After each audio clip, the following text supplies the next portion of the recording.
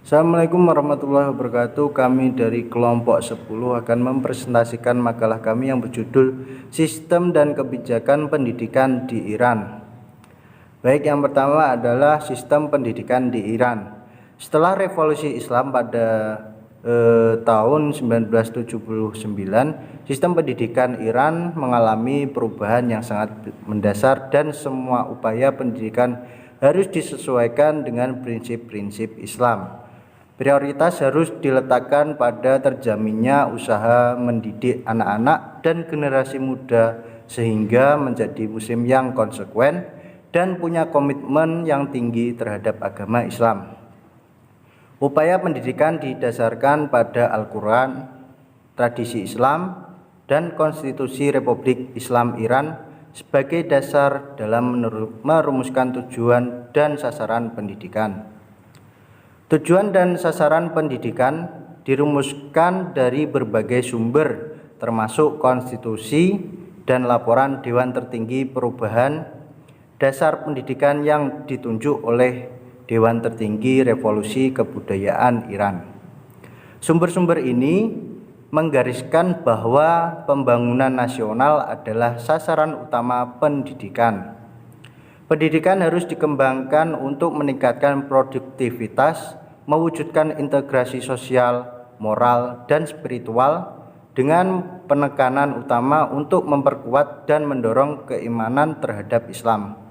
Pendidikan juga harus menekankan pentingnya peningkatan kualitas tenaga kerja dalam semua jenis dan level perekonomian. Dan dengan demikian, pendidikan harus dipandang sebagai investasi untuk masa depan.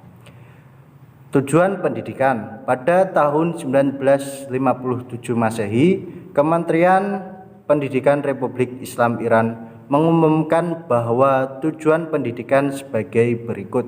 Yang pertama adalah untuk pengembangan fisik. Murid harus belajar berolahraga dan kesehatan. Perhatian terhadap kedua aspek ini telah dimulai sejak lama. Hal ini tampak pada mata pelajaran Military Service Preparation, khususnya siswa laki-laki pada kelas 8, sedangkan pada siswa perempuan tidak diwajibkan. Yang kedua adalah untuk pengembangan sosial. Murid-murid harus belajar menghormati keluarga, masyarakat, dan kebebasan. Mereka harus memahami kehidupan sosial ekonomi dan berusaha hidup di dalamnya dan untuk masyarakat. Yang ketiga adalah untuk pengembangan intelektual. Murid-murid harus belajar berpikir kalau dapat melalui pengalaman mereka sendiri. Ini merupakan konsep yang datang dari Eropa. Mata pelajaran yang dikaitkan dengan hal ini adalah mata pelajaran matematika dan sains atau IPA, sejarah, geografi, dan kejuruan. Yang keempat adalah untuk pengembangan moral. Murid-murid harus mengerti agama, kebudayaan, dan peradaban, sehingga dengan itu mereka mampu mengendalikan diri sendiri. Konsep inilah yang menjadi salah satu maksud pendidikan Persia.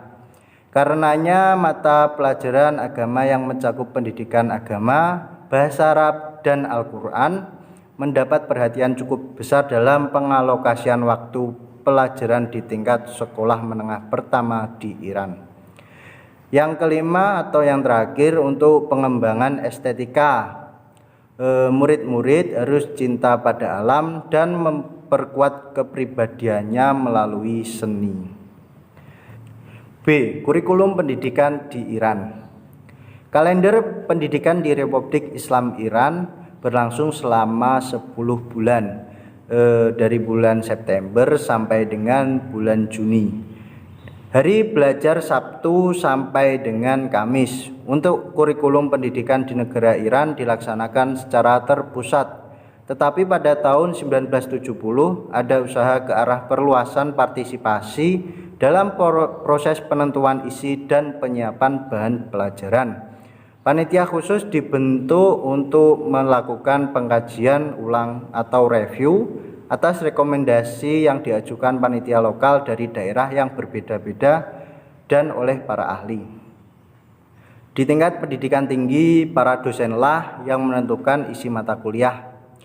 Berikut ini adalah spesifikasi kurikulum yang ada di Iran. Yang pertama, pendidikan prasekolah. Pada jenjang prasekolah, murid diajarkan belajar bahasa, pengantar matematika, dan konsep sains. Lebih-lebih pada nilai-nilai agama dan kepercayaan. Selain itu juga meliputi tentang kegiatan keterampilan seperti kerajinan tangan, menggunting, mencetak, menggambar, bercerita, bermain, dan berolahraga. Yang kedua, pendidikan dasar. Fokus kurikulum pendidikan dasar adalah pengembangan keterampilan dasar seperti membaca dan berhitung. Studi lingkungan dengan tema fisik dan fenomena sosial serta pembelajaran agama. Semua mata pelajaran dan buku pelajaran diputuskan dan disiapkan oleh level pusat. Yang ketiga adalah pendidikan menengah. Pendidikan menengah dibagi menjadi 3, yaitu pendidikan menengah rendah, pendidikan menengah atas, dan pendidikan perguruan tinggi. Di samping pendidikan formal sebagaimana di atas, Iran juga memiliki lembaga pendidikan non formal seperti masjid dan lainnya yang diberdayakan untuk membantu mempercepat pemberantasan buta aksara di kalangan lanjut usia. Sejauh ini Iran bekerja sama dengan UNESCO dan UNDP. Oke teman-teman, selanjutnya yang ketiga atau yang C, yaitu kita akan membahas tentang perbedaan pendidikan di Iran dan di Indonesia. Jenjang pendidikan formal di Iran secara sederhana itu ada 4. Yang pertama yaitu pendidikan prasekolah, yang kedua pendidikan dasar, yang ketiga pendidikan menengah, dan yang terakhir pendidikan tinggi atau pendidikan yang teratas seperti universitas seperti itu.